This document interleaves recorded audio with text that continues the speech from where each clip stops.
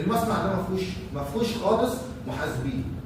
هنقول له بص انا والله عايز اعرف ايه اصولك، انا عاوز اعرف ايه التزاماتك، كويس؟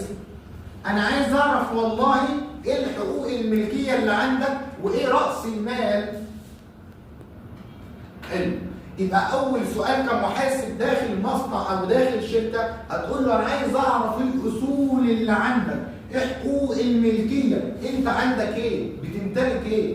انا عاوز اعرف التزاماتك، الفلوس اللي عليك، انا عاوز اعرف حقوق الملكيه، يعني عاوز اعرف راس المال.